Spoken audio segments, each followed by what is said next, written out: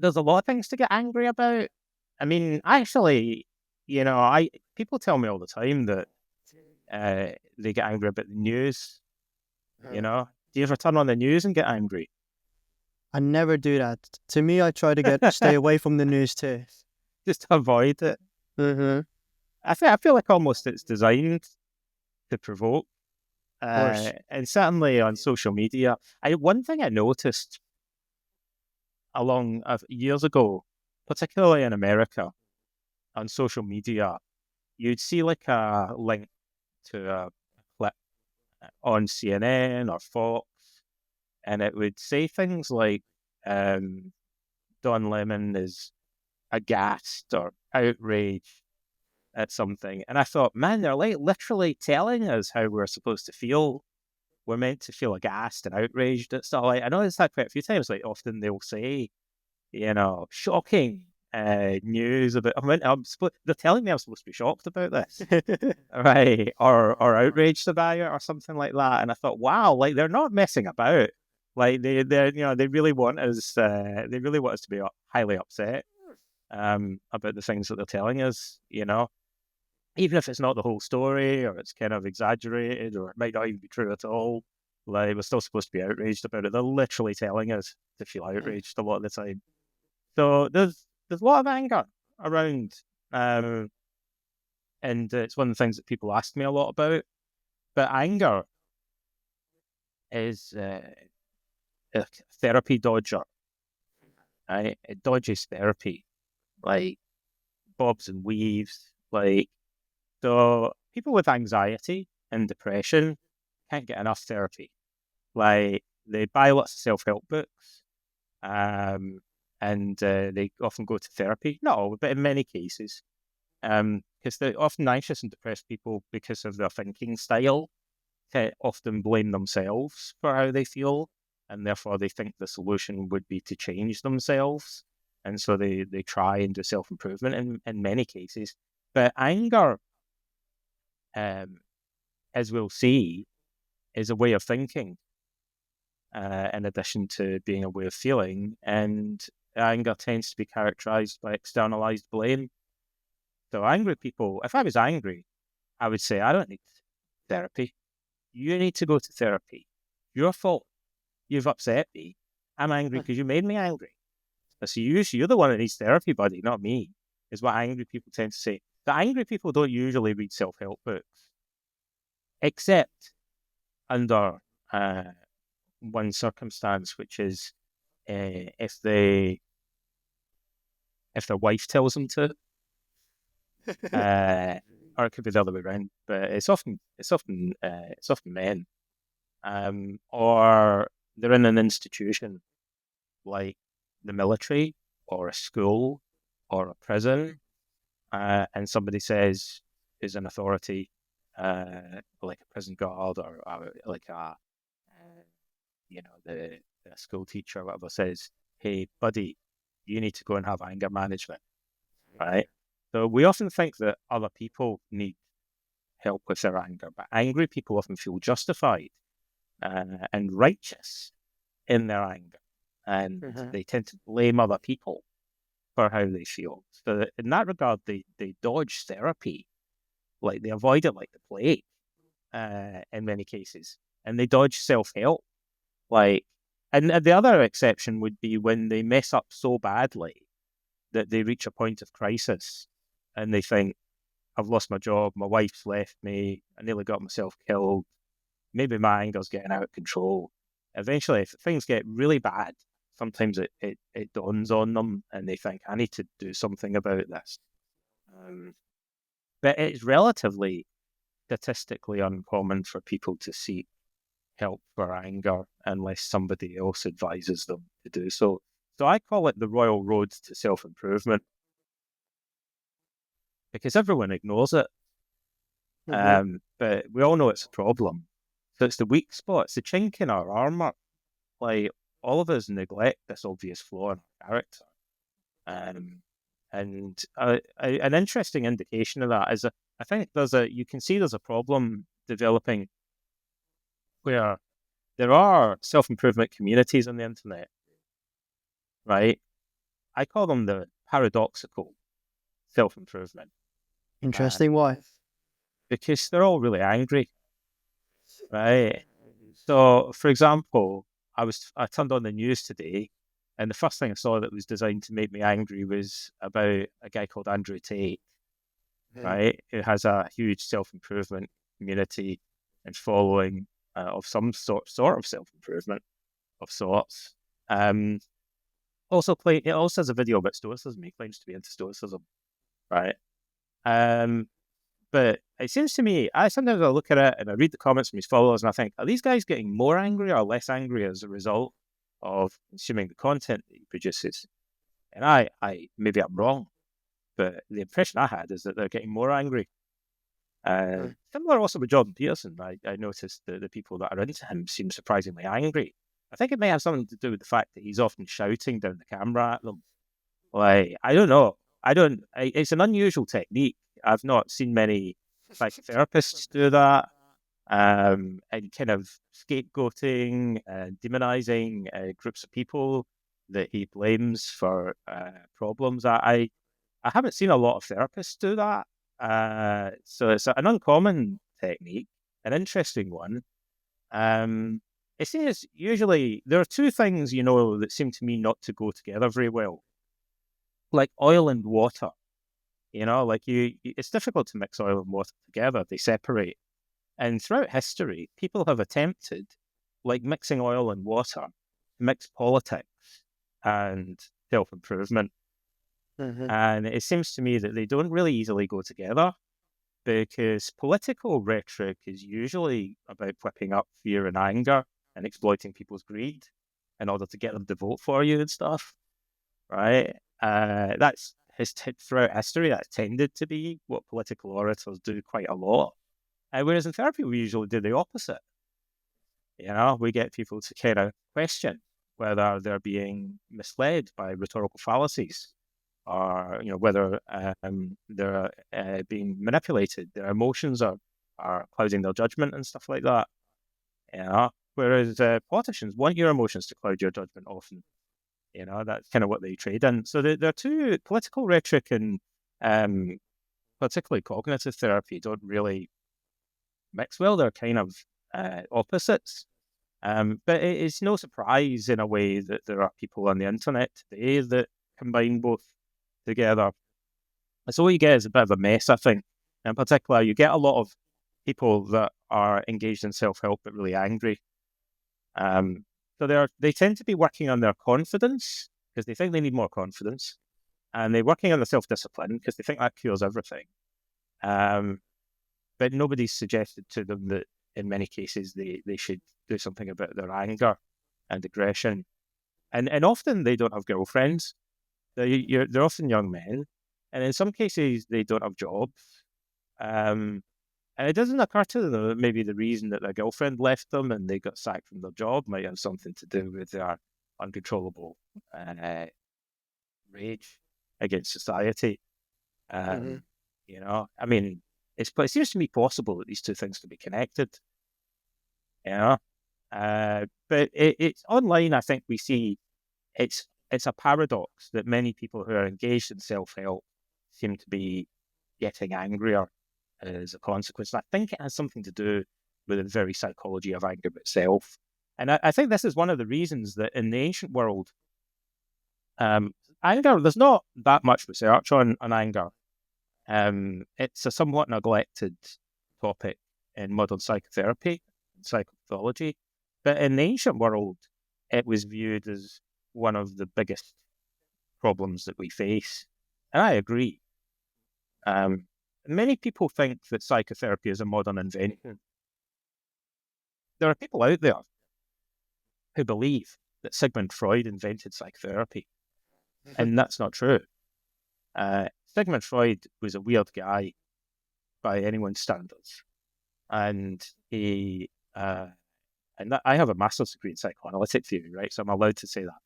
But Sigmund Freud was a bit of a weird guy, and he trained in psychotherapy in France.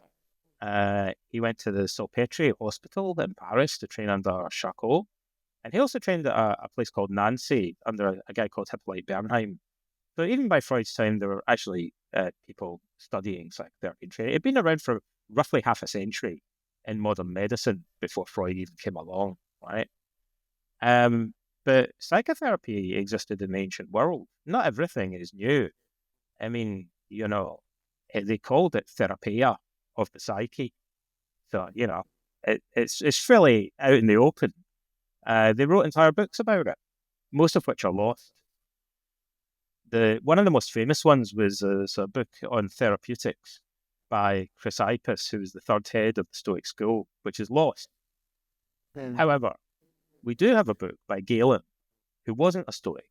He was a kind of eclectic. He was the court physician of Marcus Aurelius.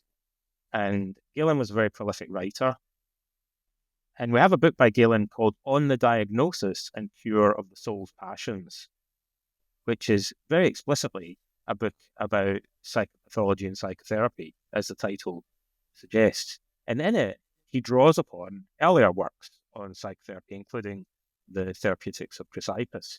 But we also have an entire book about Stoic psychotherapy for a particular subject, which, as you know, is written by Seneca, called On Anger.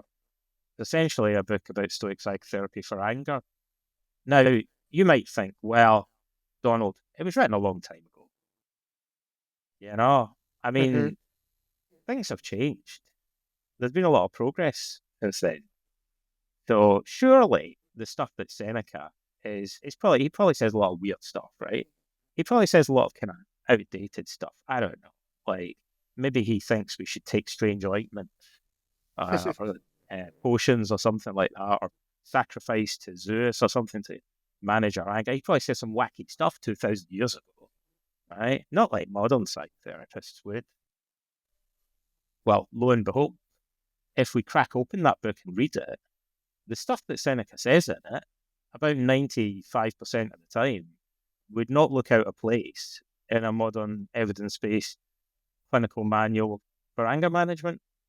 And I think it surprises a lot of modern psychologists when they actually look at what he says. It's pretty similar to what we do today. Now, what makes that even more shocking, just to carry on my theme of kind of flagging off Freud, what I think really drives home how much, and I hate using this phrase, right? When people say I was into this band before they were cool.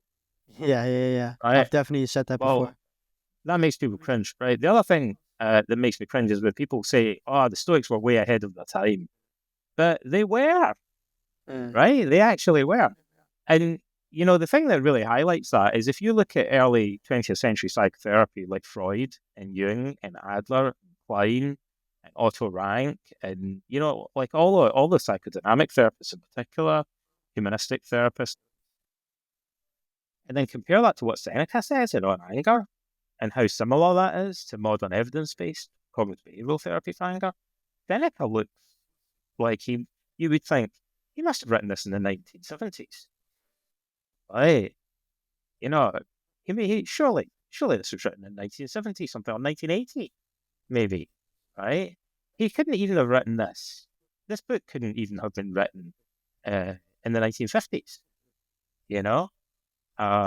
it would have been, there weren't really many books on psychotherapy. I mean, if you went to see Freud about why you were so angry, he would have said something like, it's because you want to sleep with your mum and you're frightened that your dad is going to castrate you. It's the Oedipus complex. It's the key to all the neuroses, says Freud. And, and then if you compare that to what Seneca says, you might think, hey, has Seneca got a time machine or something? Like, he is way ahead even of Freud and Jung and these guys. What he says maybe isn't perfect, but it's surprisingly contemporary in tone. And there are other bits. We don't have a lot of ancient literature on anger. We have a few other bits and pieces, but for example, I should say Marcus Aurelius in the Meditations says a lot about anger in a short space of time. And in particular, there's a passage, Book 11, Chapter 18, where Marcus Aurelius, it's very nice of him to do this. He provides a list. I mean, this is gold dust to psychotherapists reading ancient literature. he says, here you go, here's a list of 10 cognitive strategies for managing anger. He calls them gifts from the god Apollo and the Muses. That blows my mind. Because most of them are, again, techniques that would not look out of place in modern cognitive behavioral therapy. So it's not just Seneca doesn't have a monopoly on this. And we also have an essay by Plutarch on anger management, which is pretty good, but Seneca's book is actually much better. But also that little gem by Marcus Aurelius is pretty amazing, and is a little bit different from what Seneca's saying, but possibly, arguably, Seneca covers most of the techniques that Marcus mentions in the Meditations in relation specifically to anger.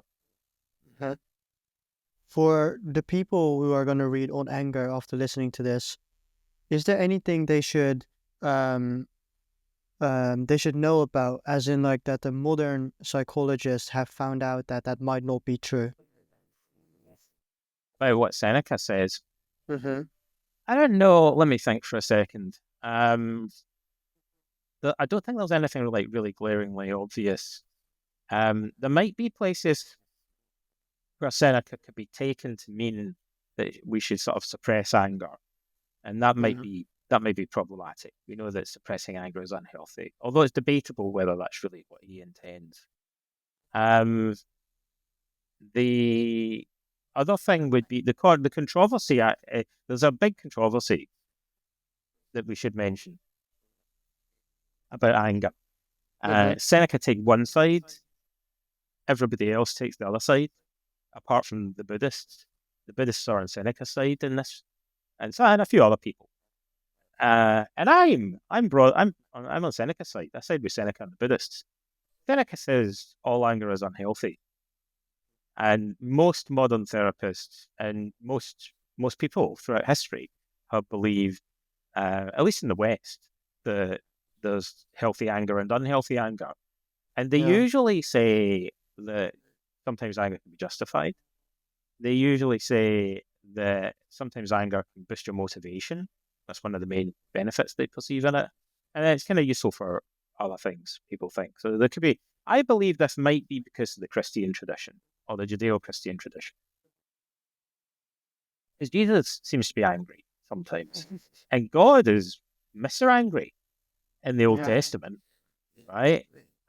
So you could very simplistically say, well, the Judeo-Christian tradition kind of lends itself more towards justifying righteous anger, whereas the Buddhist tradition, some other Eastern traditions probably lend themselves more to questioning anger in general terms. I don't think we have a definitive answer to this, because I think it's partly there's some semantic gray areas. Like, so people kind of quibble about whether certain feelings should be called anger or not called anger. Sometimes it's kind of hard to know exactly where to draw the line, and it comes down a little bit to semantics. But I lean towards Seneca and thinking, in many cases, the arguments that people give for justifying their anger seem to me to be pretty phony and unconvincing. So I think we should maybe tackle some of those right now. Yeah, sure. So there are many, right? But the most common one is that anger boosts your motivation. Yeah, that's the first And thing that, I thought. Yeah, because you just mentioned the internet thingy, right? That there's a lot of like toxic or whatever. And what is often talked about, especially in those Andrew Tate type groups, is that an anger is a motivational boost. And if you like look upon history and the people we admire, like the Alexander the Greats or whatever, they were all very angry men. and so it's important for men to be angry because it makes them powerful. And it causes not just motivation, but persistence. It gives us an adrenaline rush, like doing a line of cocaine or something like that. It gives people a little bump, No like clue. when they get angry, right? Allegedly. Allegedly. I think that's what people are saying. They say I like anger because it's a little bit like doing a line of coke or something like that. It gives me the confidence and the energy and the gusto to go out there and be assertive in the face of what I perceive to be injustice. Right? I think that's what they say. All right. I'll get back to you So and let you know if it's true or not. there's two problems with that. Number one, that would be great if it was the only way to motivate ourselves. So the first thing is that would be a weak argument if there were alternative ways of motivating ourselves, like, love, duty. We could even, in some cases, be motivated by pain or fear. Like, usually people feel pain before they feel anger anyway. We'll come back to that later. But they could just be motivated by the pain or the fear rather than having to appeal to anger as a motivation. In fact, in most cases, it probably is, in reality, pain and fear that's motivating them rather than the anger per se. They've already had an adrenaline rush from anxiety in many cases, or perceived threat before the anger even kicks in. We'll come back to that a bit later. But there's other negative emotions that could be, and perhaps are motivating them. But there's also positive emotions that could motivate people. We can get energy and motivation, just from a sense of exhilaration or excitement or enthusiasm. Or loving, you could fight against your enemies because you hate them and you're angry at them, or because you love your family and your country and you want to protect them. So that, there's other ways that we could potentially motivate ourselves. Well, you think, well, that sounds idealistic. Nobody does that. Throughout history, people have exhibited persistence and energy and fought against injustice without being angry. And in actual fact, this is, to dive into the subject a little bit deeper, it seems to me the more experience people have of fighting aggressively and energetically, not in all cases, but in many cases, the less angry they become. Where people are often confusing anger and aggressive behavior. So, but they're not the same thing. They can be separated. You can behave energetically and forcefully and vigorously and aggressively without feeling angry. In fact, there's this thing called acting, and apparently, you see them, apparently they're on TV and stuff like that, pretending to be angry. And so there's all these people that don't feel any anger at all, but they're shouting and banging their fists and stuff like that and doing all of the energetic and vigorous stuff that people attribute to anger without feeling any anger. Apparently they're just pretending in movies and things like that. So it's possible to separate the behavior from the underlying emotion. And the other examples would be people that engage in combat sports or fighting sports like martial arts and boxing, don't necessarily feel anger. Some martial artists in particular, and to some extent boxers, might perceive anger to be a disadvantage. We'll come to the reasons for that in a moment. But they're able to behave very aggressively, punch people in the face repeatedly without actually experiencing feelings of anger. And the funny thing is, I never thought, I wouldn't often think of appealing to these guys, the following individuals as role models or examples. However, while we're on the subject, there are also many criminals who behave aggressively and forcefully and energetically without experiencing anger.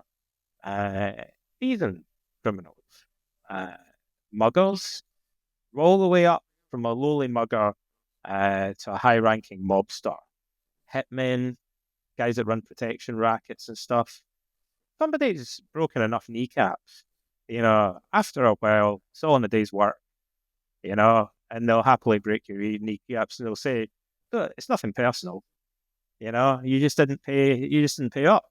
Like, so criminals often, especially if they're seasoned, separate aggressive behavior from feelings of anger. So it's possible to have the energy and the gusto and the force and the vigor without actually experiencing the emotion of anger. And, there are also other emotions that can give us that boost of energy. That's the first thing. Well, anger isn't the only way that you might motivate yourself to do stuff. Okay. Number one. And then the other thing would be, so you can get the benefits in other ways. We basically, dealing with anger is all about cost benefit analysis. Simple as that, right? A big part, like probably more than half of doing therapy on anger consists in doing cost-benefit analysis and getting people to think through the pros and cons of the behavior. And there's a reason for that. It's no coincidence. It's because anger inherently impairs, is well known from research in cognitive psychology, to impair our ability to engage in cost-benefit analysis. So anger impairs our problem-solving and decision-making ability. It inhibits our ability to evaluate the consequences of our actions, and it tends to lead to impulsive behavior, at least impulsive behavior, because we're not thinking clearly about the consequences of what we're doing. We tend to be focused on the immediate perceived benefits of what we're doing rather than thinking through the wider and longer term or more subtle consequences of our actions.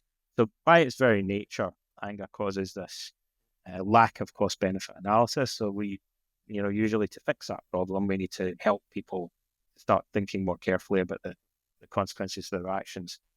So the perceived benefits of anger might not be real benefits because you can obtain them in other ways. Does anger have any costs attached to it? I have heard so. There are rumors flying around that sometimes angry people regret what they've done afterwards. So that should tell us something. It's very common for people to say, well, it seemed like a good idea at the time, to punch my wife and yell at my kids and, throw the television out the window. It seemed like a good idea at the time. And then the next day, I thought, geez, maybe that wasn't such a great idea because the wife and kids have left me and now I'm in prison, So what that tells you is the judgment of angry people is impaired. And when they are non-angry, they're more able to evaluate their actions objectively, right? Anger is like being high or drunk. That's why I use the analogy with cocaine. If you're drunk, you think, I probably shouldn't drive because my reaction time's impaired, my judgment's impaired. I'm drunk. I can't drive that. I ride a motorbike. It's dangerous. Can't operate heavy machinery when I'm drunk. And the same way, when you're enraged or angry, you're not really very good at handling complex interpersonal problem solving. Angry people tend to reach for crude solutions to complex problems. They try to use a sledgehammer to repair a broken cobweb. Angry people can't even fix a broken tap. Just they'll get angry and they get angry and throw the wrench at it. They get frustrated really easily. An angry person can't even fix a broken tap. What are the chances of fixing a broken relationship? In that state of mind, it's like fixing a broken spider's web. So relationships are complex. You can't even see what's wrong in a relationship. You have to put yourself in the other person's shoes and do this thing called empathic understanding. You've got to perform some kind of voodoo and try to understand what your wife is thinking. You have to be a mind reader in order to repair broken relationships. We have to do this magic trick whereby we put ourselves in the other person's shoes and imagine how they feel, by some kind of sorcery. But angry people are rubbish at doing that, because their ability to engage in empathic understanding is inhibited. Their scope of attention tends to be narrowed down, and they focus disproportionately on the things that they're angry about. So they tend not to be thinking about somebody's personality as a whole. Right? They just respond to. So you've had a loving wife for many years, and then she forgets your birthday, and then you just blow up. Right? You're angry about the fact that you forgot your birthday. You're not angry with her for being a loving wife for many years, right? Because you're now reacting to one aspect of her behavior in isolation. If you thought, she forgot my birthday, but she's been a loving wife for many years, I should punch her in the nose. That wouldn't really make sense, right? But it only makes sense if you forget about everything else and just focus on the one thing that you don't like. In other words, anger is maintained by a kind of confirmation bias and selective thinking, right? We kind of look for things to be angry about, and we focus, get tunnel vision. when we're in a rage. We don't think straight. So the short version of this is the anger clouds our judgment, or as Seneca puts it, anger is temporary madness. He's right. Anger is well known to impair our judgment in a number of measurable ways. It doesn't come in by itself. It brings a load of cognitive biases with it. It's not just how you feel; it's also how you think that makes you anger. Um, I mentioned that angry people don't think clearly about the consequences of their actions. Angry people tend to underestimate risk as another cognitive bias they exhibit, which you think, oh, that's good. That would mean that they're more courageous. Like, they tend to go out and be more aggressive in their behavior because they're underestimating risk. They're not scared when they're angry. But that's not courage, as Plato said. It's recklessness, right? Because they're not thinking clearly about the risks that they're facing or the consequences of their actions. So often angry people get themselves killed, which is bad. But what's even worse than that is that angry people will get you killed too. Like, angry people get their friends killed. Because they underestimate risks, not only to themselves, but to other people around them. I don't know if you've ever noticed this, but if you're in the company of an angry person, sometimes they get you into trouble as well. Right? Yeah, for sure. You think, Yeah. geez, dude, what are you doing? You're going to get us all killed. But you think, hey, go and underestimate risks for yourself. Stop underestimating my risks. Mm-hmm. Don't drag me into this. But they do. They're going to drag everyone into it and expose them to danger. So to come back to the cost-benefit analysis, so the benefits of anger is it's like you get a little bump of cocaine and you're more likely to go out and behave more in a motivated way because you've got an adrenaline rush, right? And because you're not thinking about the consequences of your actions, you're not inhibited by the possibility that you might be facing danger, behaving recklessly, or burst of adrenaline. Well, you can do that in other ways without getting angry. But if that's the benefit, the cost is your judgment is clouded. You're not thinking clearly. Maybe it would be better to motivate yourself in ways that don't compromise your judgment. In actual fact, I can't think of a worse combination than a high level of motivation and poor level of judgment. It reminds me of a meme on the internet that says, drink coffee, do stupid things faster and with more energy. So I call this the coffee argument. But Did you just give make me that up? an adrenaline rush, like drinking coffee. No, it's on the internet. You can look it up. Okay. I drink coffee, do stupid things faster with more energy. So anger makes you stupider, but more aggressive and persistent in your behavior, right? If I said I've actually, I'm thinking about bringing this out. I'm thinking about developing a drug that makes you stupider, but more energetic and committed to aggressive behavior, right? So this will give you an adrenaline rush and make you really motivated, but it'll also cloud your judgment. Would you take it? No, I wouldn't. Seems like a terrible combination, right? I mean, if you're going to cloud your judgment, it'd be better actually to lower your motivation, to keep yourself out of trouble, right? So high levels of motivation, high levels of stupidity or temporary madness, it really seem like a terrible combination. So I think these are some of the problems. Those aren't all the problems. It's a complex debate, but those are some of the problems that Seneca perceives with anger. He thinks it would be better to get rid of it completely, because even low levels of anger often cloud our judgment. So most people say, well, moderate anger is okay. How do you judge that? Well, the majority of people judge it on the intensity of the emotion, right? They go, well, it's like a thermometer. There's like high levels of anger. That's when my temples are throbbing and my face turns red. And then there's low levels of anger, like where, my temples are just throbbing a little bit. and my face is just a little bit pinker in the cheeks or something like that, right? Mm-hmm. So the kind of thing, it's the level, maybe it's how fast your heart is beating, right? It's the level of intensity of the emotion, right? That's nonsense. You can have a low level, low intensity of the sensations, the feelings that go along with anger, but still do stupid things because of it. You could have simmering resentment that goes on for many years that never erupts. Maybe your temples never throb, but you have uh, creeping resentment of your boss at work and hostility towards him that causes you to sabotage him and do counterproductive things, right?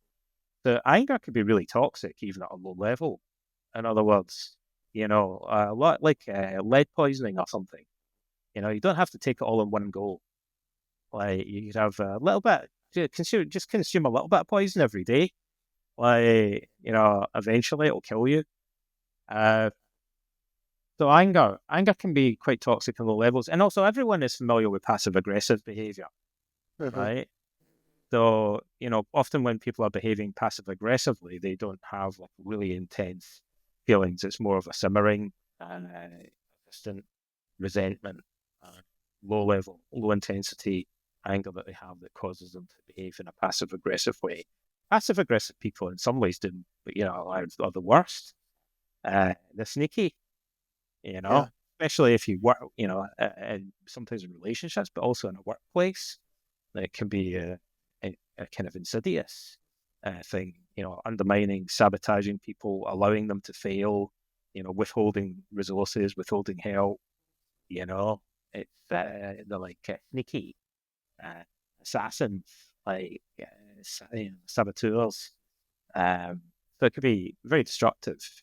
Um, sometimes throughout history, maybe the people that have done the most harm aren't the like really enraged and aggressive people, but people just sitting there calmly, withholding help, not telling you things that you need to know, and watching as you walk off a cliff, like without warning you. Those are people you have to watch out for. Cicero talks about that.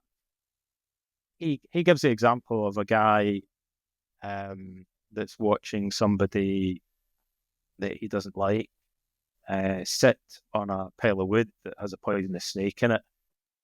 And Cicero says, all that this guy has to do is remain silent, to murder somebody.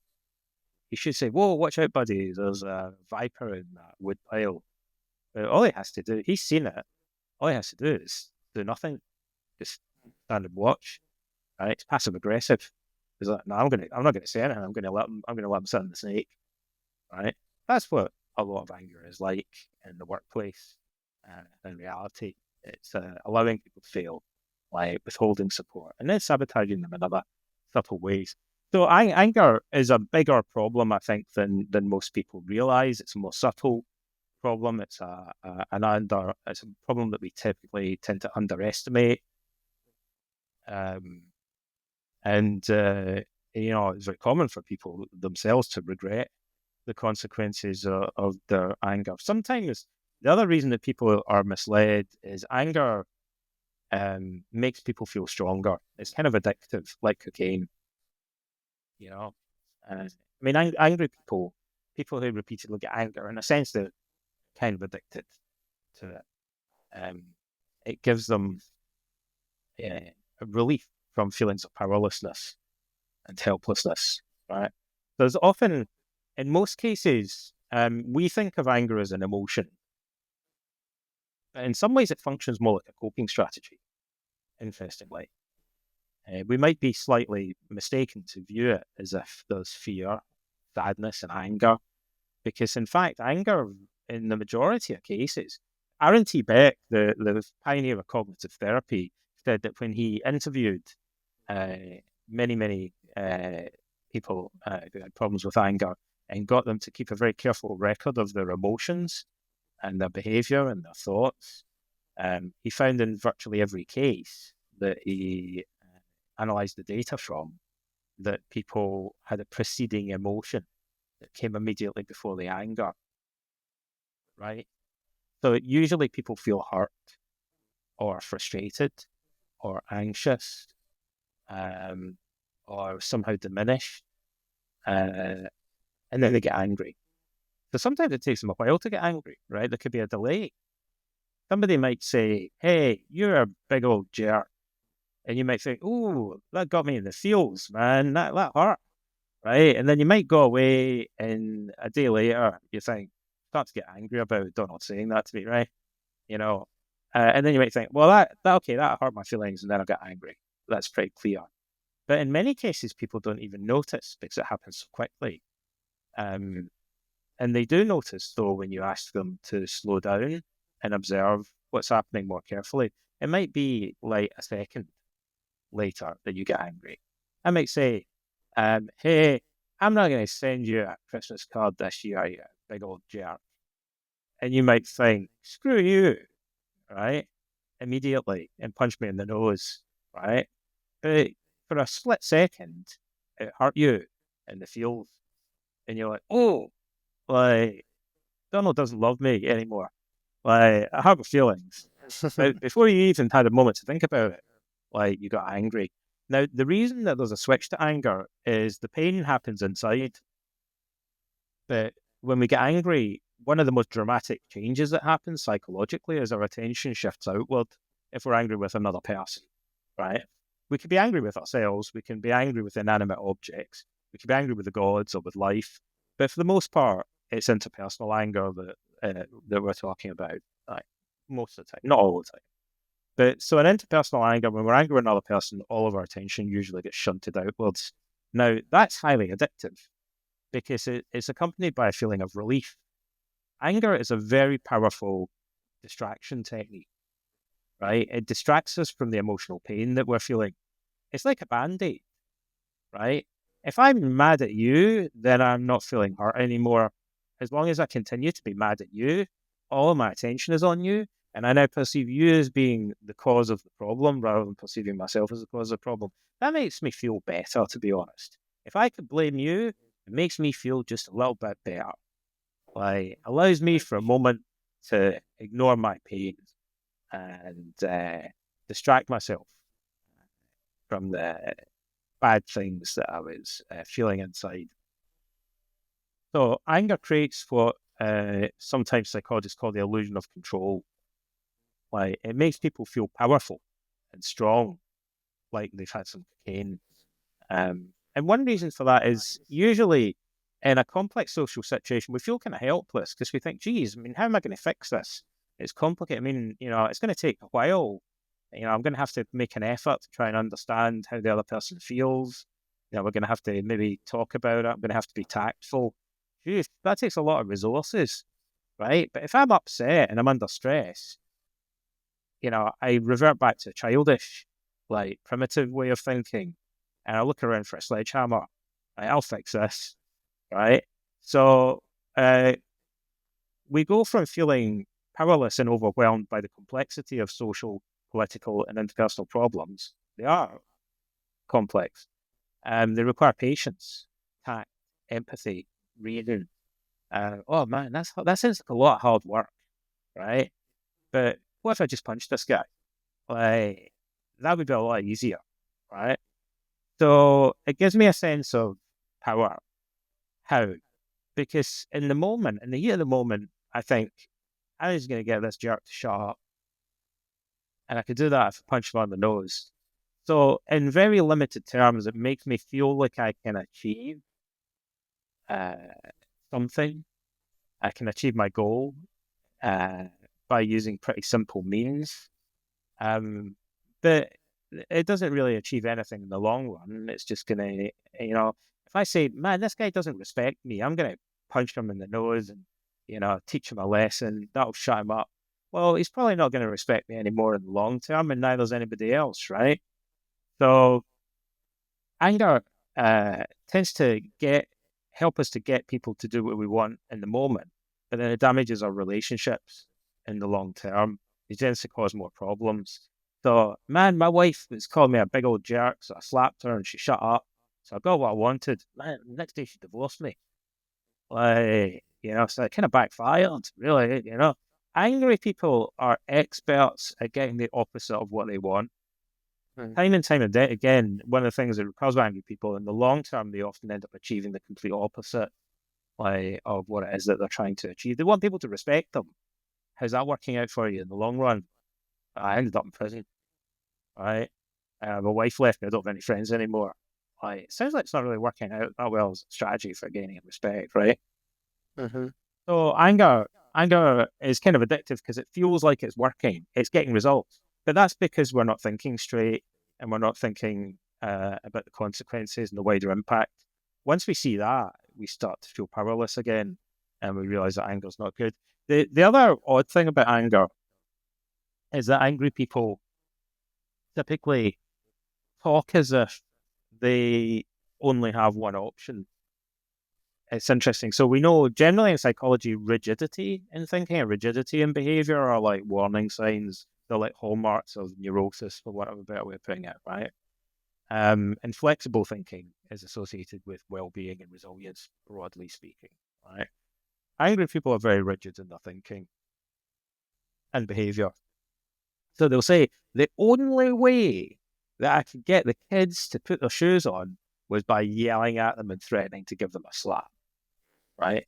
Well, that's the sort of thing that you hear angry people say. The only way I had to punch that guy, yeah, to teach him a lesson. So what they're saying is that the range of coping strategies available to me is like there's only one, only have one option, and that causes stress. Like when people feel like they only have one possible coping strategy, it tends to make them feel compelled to do it, and it tends to increase their stress. Whereas when people think, yeah, I've got a number of options to choose between here. I mean, I could do this, or I could do that, I could say this or that. Usually, people feel less overwhelmed and less stressed when they think they have several viable uh, courses of action that they can choose between. So we should say, I think what might be useful to say is we've said Seneca's ahead of his time. He had a profound understanding, and but he also recommended some techniques for coping with anger that might be worth talking about. Yeah, What did especially that bit of nipping it in the bud. You just nip mentioned it the in the whole bud? process. Mm-hmm. That's one of the most common things that clients will say helps them. So, in order to deal with anger or similar emotions, you need to notice when it's happening. Number one thing, because otherwise people say, well, I got angry and I punched someone in the nose before I'd even realized what I'd done. So you have to catch it early, right? So Seneca says you need to look out for the early warning signs, like the onset of the emotion. And that's a form of mindfulness or self-awareness training. It requires an effort, but also you need to know what anger looks like. Angry people tend to have a blind spot for it. But you need to think carefully about. I mean, I'll give you a really simple example. Um, Even Darwin, in his book *The Expression of the Emotions in Man and Animals*, observes that angry animals tend to furrow their brow, and humans usually frown when they're angry. But angry people don't notice that they're doing that. They're not really looking in a mirror. But if you notice that you're starting to frown and you're changing the sound of your voice and your breathing is changing, it might be a clue that you're starting to get angry, right? Angry people tend to stare or glare at people. Not always, but they often do. So there's typical, stereotypical behaviors that people can just look out for and catch and know. Like often angry people don't do that, but they can train themselves to notice early. They can train themselves to anticipate high risk situations. Like, oh, I know when we talk about politics, I usually lose my temper. Okay, so like next time someone's talking about politics, right, before you even go into that conversation, you should be prepared in advance, right? Like, what can you do now, like, to prep yourself in advance, like, to anticipate it, to be on the lookout more? And then there's also particular stereotypical thoughts that tend to go through people's minds when they're getting angry. Now, a big clue is what psychologists call the tyranny of the shoulds, right? So if you catch yourself thinking like this guy needs to, or he shouldn't, or you have to, like demands that we impose on other people, you shouldn't do that. Like this guy shouldn't be saying that. Like so often that's a hallmark of somebody starting to become angry. They think more and should, must, have to, need to. kind of rigid demands. They're moralizing kind of language that they impose on themselves, or often on other people. And catching it early. So Seneca says that's one of the most important things. Now, the funny thing is that many people, you have to catch it early before you can use other techniques. So say you were to do some other type of self-help or therapy technique, you've got to catch yourself early. But sometimes just catching yourself early helps people probably at least half the time, because they catch the anger before it escalates. It's like catching a spark before it grows into a huge blaze. Before your whole house is on fire. It's catch the small your tea towel's caught fire in the kitchen. If you catch it, it's just a corner of your towel that's on fire. Like, it's a lot easier to handle if you leave it until the whole kitchen's up in flames. Catching it early, often it's easy, surprisingly easy for people just to stop, pause. And, so the Stoic technique,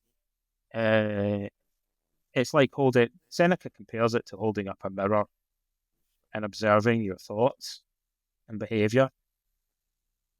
The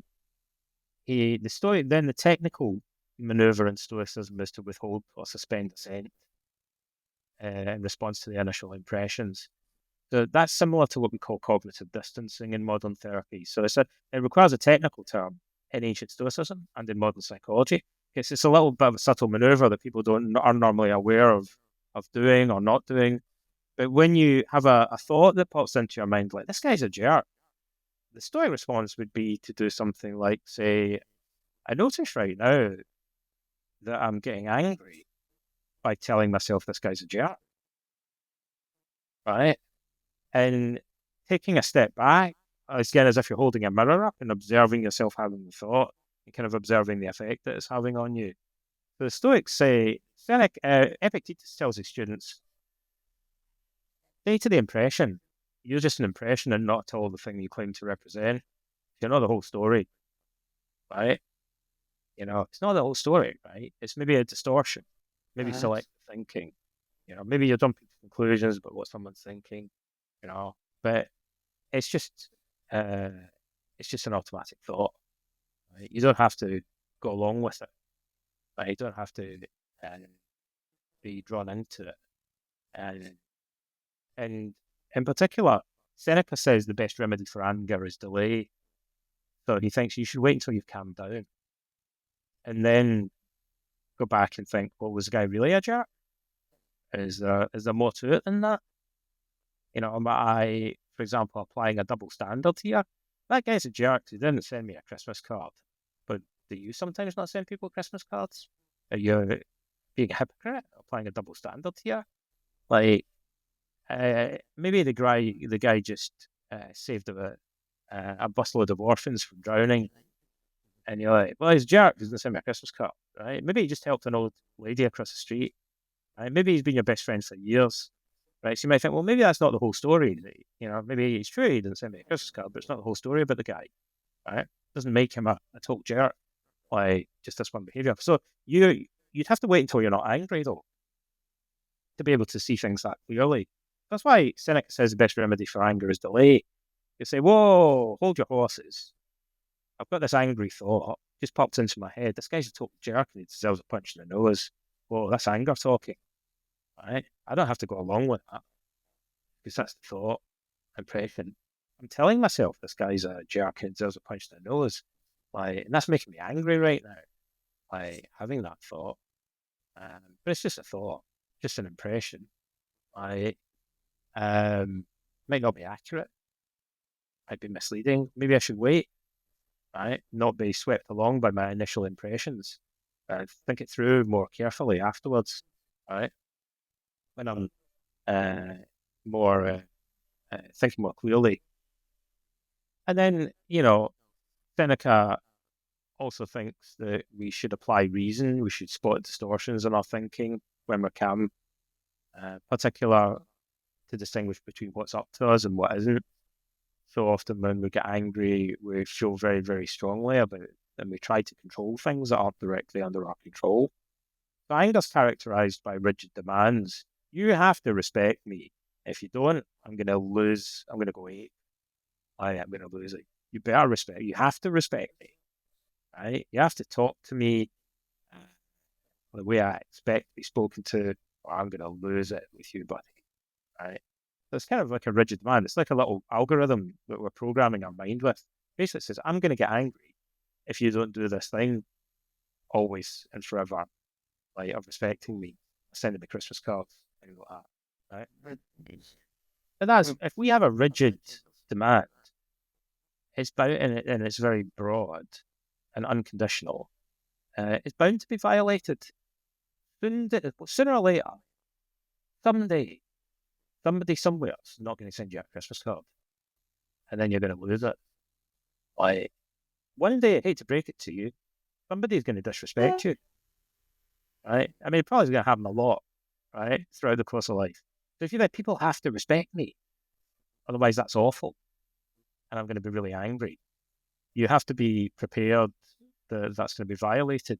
So it's like a recipe for neurosis if you have these rigid demands. But also, it's kind of like you're acting as though other people's behavior is directly under your control. You're not acknowledging the fact that you don't control people and that they're bound to act in ways that are contrary to your preferences and desires.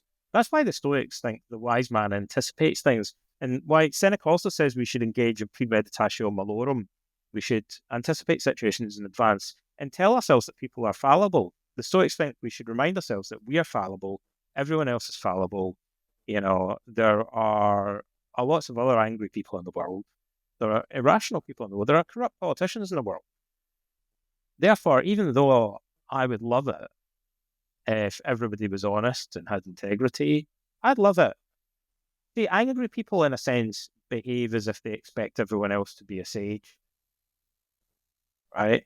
They go, I can't believe this guy lied to me. Well, because you expect everybody to be perfect and you expect that no one's ever going to lie to you. The Stoics think that the wise man anticipates the fallibility of other people. You know, he's ready for it in advance. So he's like, I'd love it if everybody in the world was a virtuous sage, was wise and virtuous, you know. But I accept that in reality, they're not. And humans are fallible. They often make mistakes. They can be greedy. They can be cowardly. You know, they can be vicious. So it doesn't come as a surprise when that happens. Seneca thinks that we should prepare ourselves in advance for the fallibility of other people. Doesn't mean to say, you know, that we let them off the hook for committing crimes, just that we don't act as if we're shocked when it happens. You know, we have a philosophical attitude towards adversity, as people often put it. Those are some of the techniques that the Stoics describe for anger management. They're pretty similar to things that we would do in modern cognitive behavioral therapy. The other thing is that Seneca opens that book by placing a lot of emphasis on getting people to evaluate the negative consequences of anger. He goes on about this quite vividly, and that's related to the fact that you need to do cost-benefit analysis. Like in many cases, you know, if people really vividly were aware of the negative consequences of their anger, they'd be less likely to engage in angry or aggressive behavior. Because even though people go, well, what tends to happen is people will say, I already know the negative consequences of anger. But this is true in many cases in therapy. What typically happens is people have a kind of bias that causes them to overestimate how much they know about the consequences. So if you go, I used to work with smokers, and I'd say, they say, I already know that smoking is bad for your health. And I'd say, oh, let's get the flip chart out. Okay, let's go. List all the health conditions that you can think of that are like smoking. And they'd go, well, cancer. And I'd be like, that's a good start. What else? Heart disease, maybe? Sure. Like, how many different types of cancer, by the way, are linked to smoking, right? Not just lung cancer. Like, you know, there's several common forms of cancer caused by smoking. There are like 40, 50, 60 health conditions that are linked to smoking. So people think, oh, did you know this? But then when you ask them, they go, duh. Like, and they don't know. right? So typically people massively overestimate how much they actually know about the consequences. And sometimes that's a reflection of their inhibition about thinking it through. But angry people often overestimate how much they know about the consequences of anger. If you ask them, they'll start doing a bullet point list, but then they'll kind of run out and they'll struggle a bit pretty early on. Usually a therapist coach needs to help them think it through a little bit more carefully. Particularly, people tend to be unclear about the wider impact of their anger on their relationships, the longer term impact it might have on their mood and mental health, and more subtle consequences of it. They haven't really kind of thought through. So that's why Seneca opens the book on anger by going into a lot of detail about what he thinks are the negative consequences. What Seneca can't articulate very easily, although he comes pretty close, is the kind of cognitive biases and thinking errors that are associated with anger. We're kind of more able to articulate that now, and we have research that can quantify some of the things that Seneca was observing intuitively. But you're right that people have to be motivated to change, and that motivation comes from gaining more clarity about the costs and benefits associated with being angry. But actually, doing that in itself tends to reduce people's anger and inhibit it. But one of the main things is we haven't said much about what anger, most people, one of the biggest problems with anger, I guess, on a more general level, is that people have what we call a folk psychology. So in our modern society, people have a bunch of assumptions that they inherit about how the mind works, right? So they don't, when you're in primary school and daycare and kindergarten and stuff, they don't teach you about psychology. You know, like you just go, feel scared. That guy over there is angry. Nobody goes, how do you know what that means?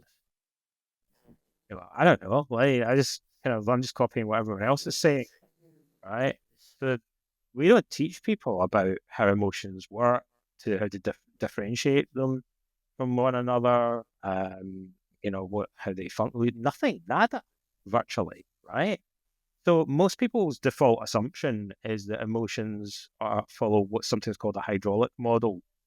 So they think of anger as like an energy that wells up inside them, like an adrenaline rush.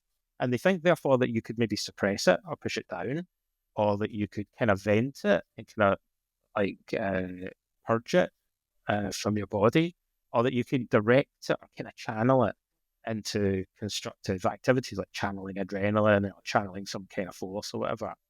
And that makes sense if you think anger is like a kind of ball of energy that wells up within you, like hydraulic pressure, right? The only thing is that theory of mind, that theory of emotion is wrong. Like, I mean, it's not based on anything. It's just kind of made up. Like, and it's the default assumption in our society. But it doesn't make sense, and it's not true. When you're angry, it's not just how you feel; it's also how you think. The anger is like a machine. It's like in a sense that it has lots of different cogs interacting with each other. Or, as I put it, sometimes it's like a cake that's baked from many ingredients. When you're angry, there's action tendencies, there's facial expressions, there's changes in your speech and tone of voice, there's physiological elements, there's changes in activation of certain beliefs and attitudes, there's changes in your pattern, the style of thinking, there's cognitive biases, like the egg and the flour and the sugar all getting mixed together. And that's what makes your anger. It's not just a big blob of energy that builds up inside you. There's all these things are interacting and working together. And some aspects of it are under voluntary control, and some aspects of it are involuntary and automatic. So being like super confused about it and treating it as if it's all a homogenous thing is, going to be really unhelpful. We need to be able to understand what anger looks like. That it has different components, they function differently in order to manage our emotions. But the two main ones would be understanding that some aspects of anger are automatic and involuntary, and other bits are more voluntary. So if someone comes up and spits in your face, you'll feel a kind of a rush of adrenaline in your heart, your blood pressure might increase, right? That's involuntary. You can't undo that, right? It's already happened. It might go away Like, but it's already happened. Like, it's a reflex response, right?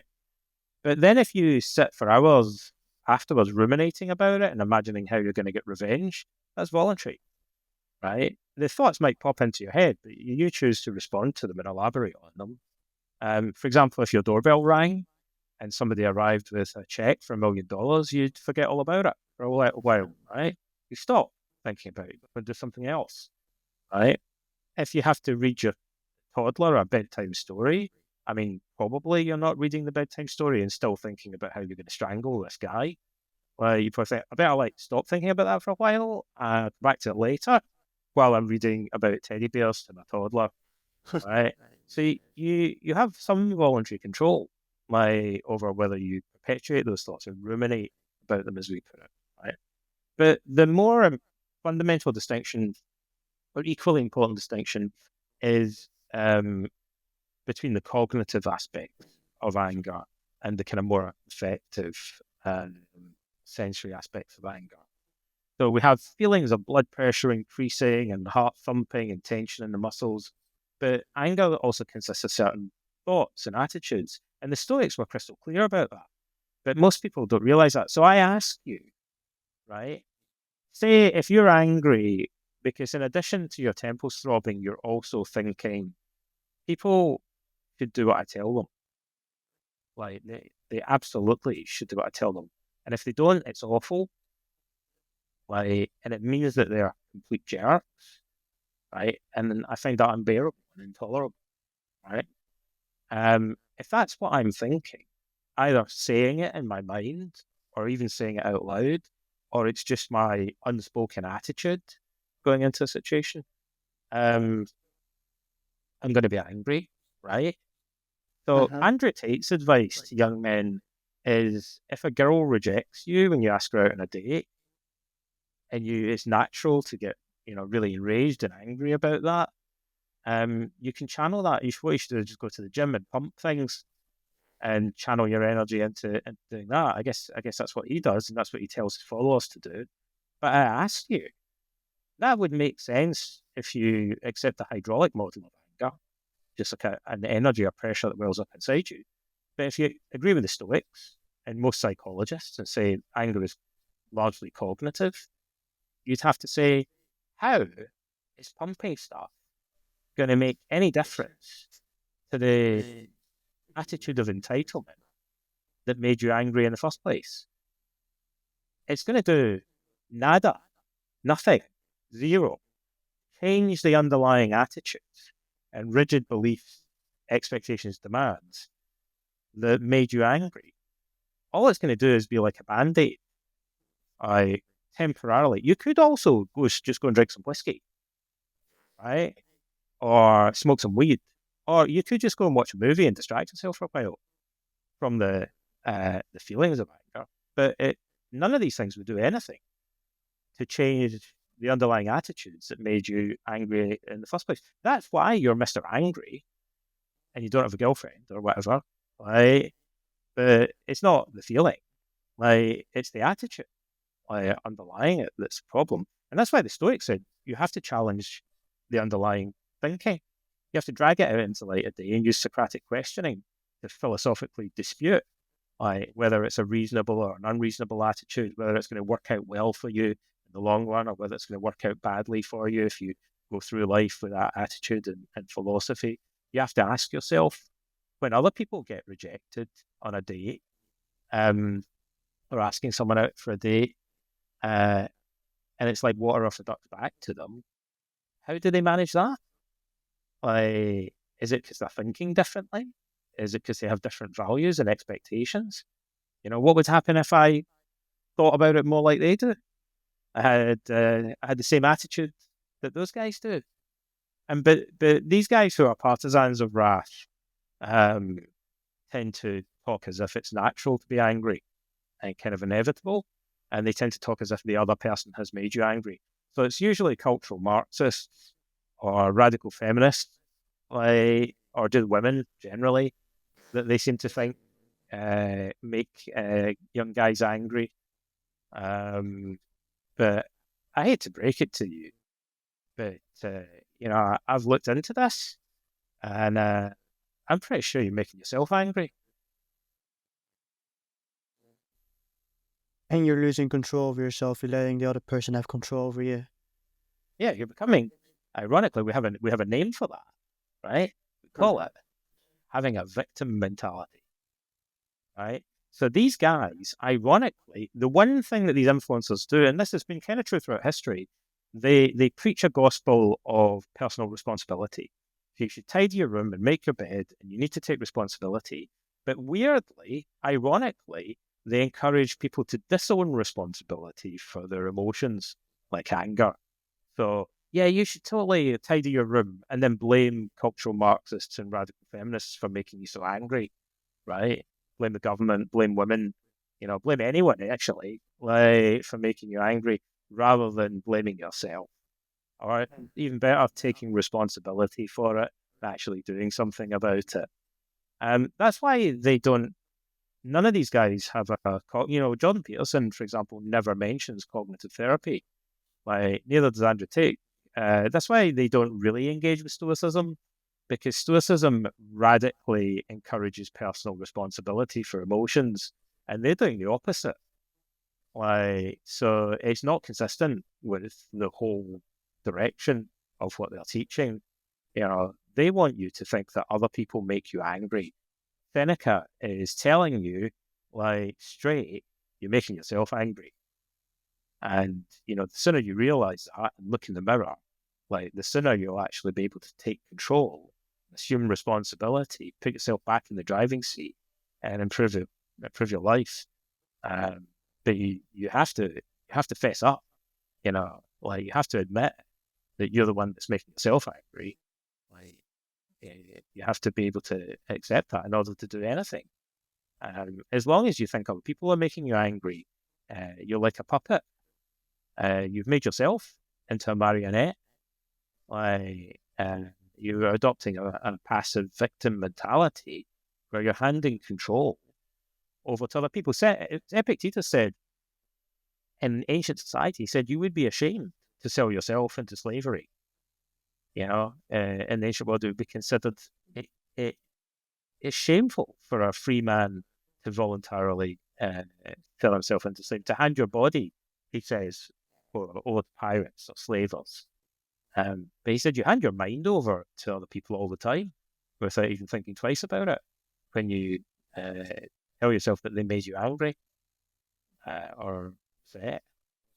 In fact, it's not other people. It's not cultural Marxists, radical feminists, or women, politicians, or whatever that make you angry.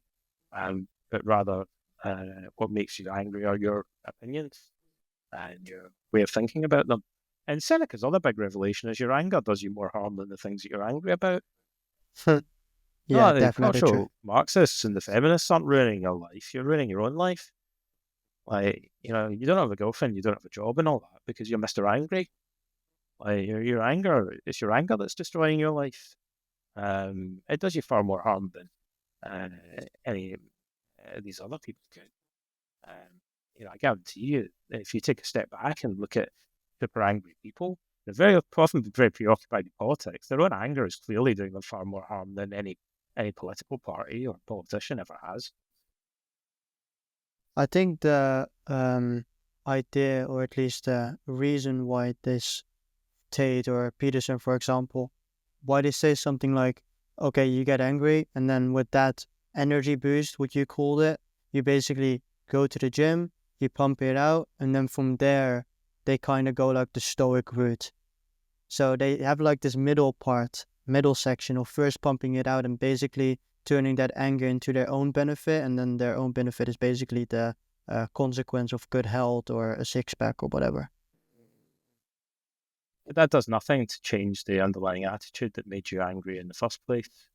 Mm. And I think, by blaming your anger on the other person's behavior, it actually worsens and deepens the problem and maintains it. Um, so I don't think that's generally speaking a healthy strategy. And in fact, research shows that venting anger, there are many different techniques we use in therapy, and most techniques in therapy kind of work. Some work better than others. But there are numerous studies that show that venting anger doesn't work and actually makes anger worse in many cases. So we know that empirically, like it's not a good strategy. There are many other pieces of evidence that support that in indirect ways that converge on the same. There's direct evidence of it, and there's also indirect evidence from things like people that engage in violent sports like boxing tend to have more trait anger.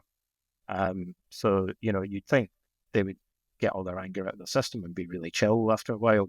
But actually, they're like, boxers overall tend to be angrier than people that don't engage in violent sports.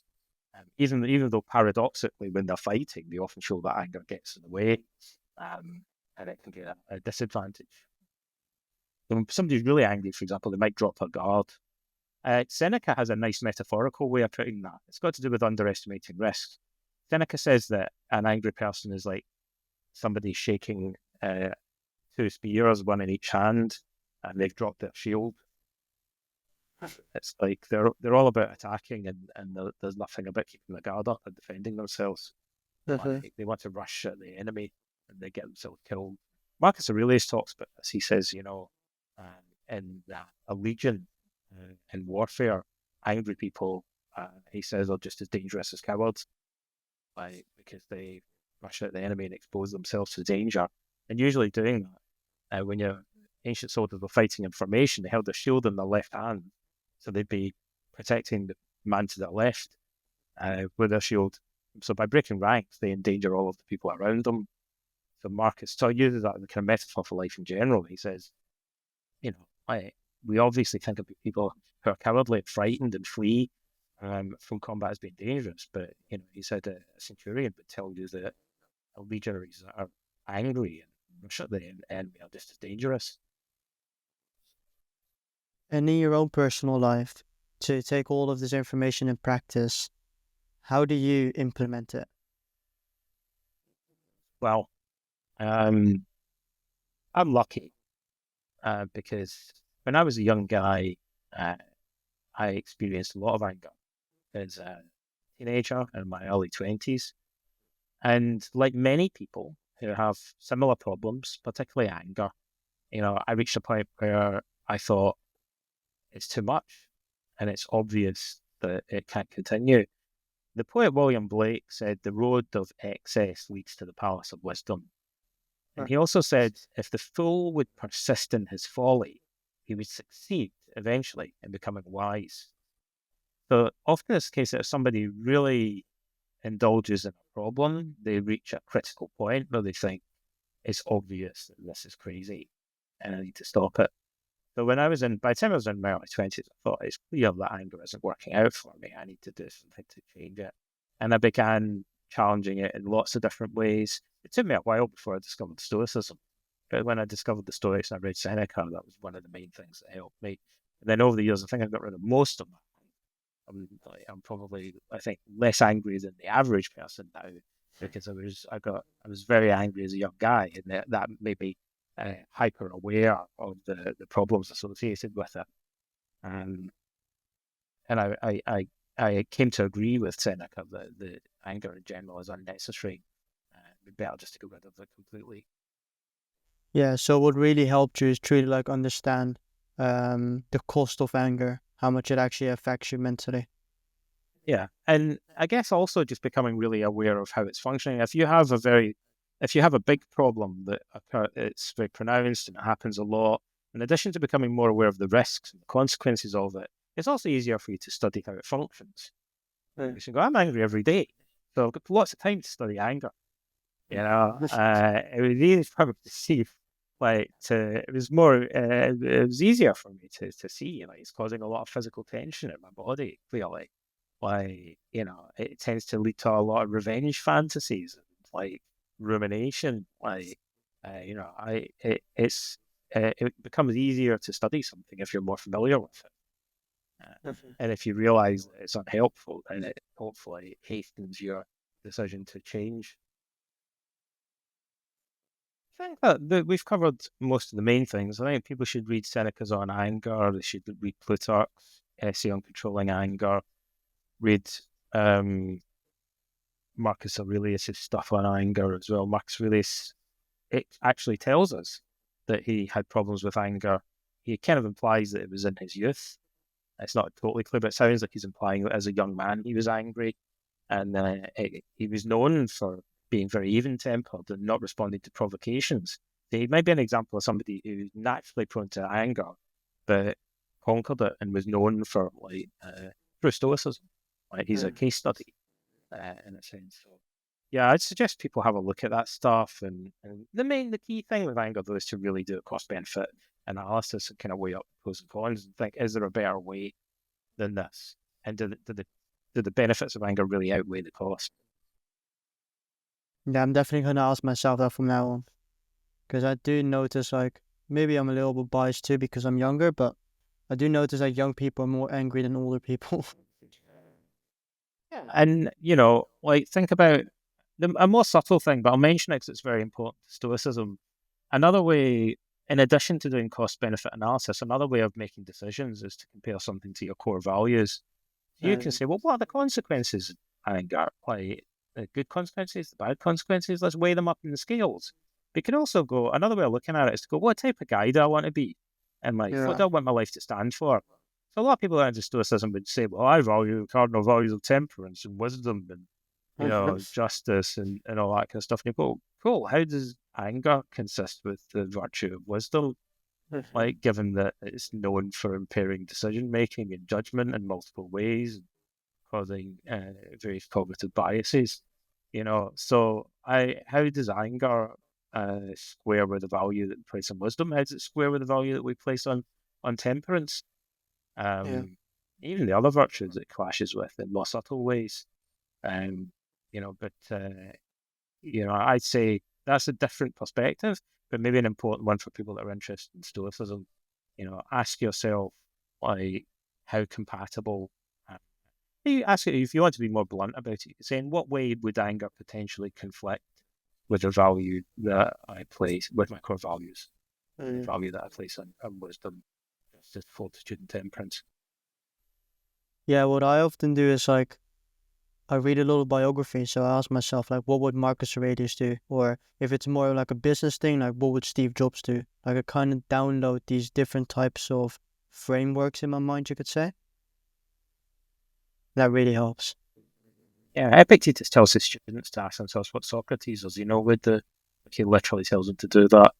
So absolutely. And Marcus Aurelius in book one of the Meditations lists all the qualities he admires about his friends and family, including his mother, but particularly Antoninus Pius, his adoptive father. Like he really idolizes him, and he says, I think of myself as a disciple of Antoninus." He's clearly modeling the virtues that he perceives. And the opening sentence of the Meditations of Marcus Aurelius said that from his grandfather he learned to be free from anger. So you could say maybe that's a clue how important it is to him. It's the first thing he mentions in the opening sentence of the Meditations is that he learned how to overcome and free himself from anger by observing the character of his grandfather. Study the greats and become greater.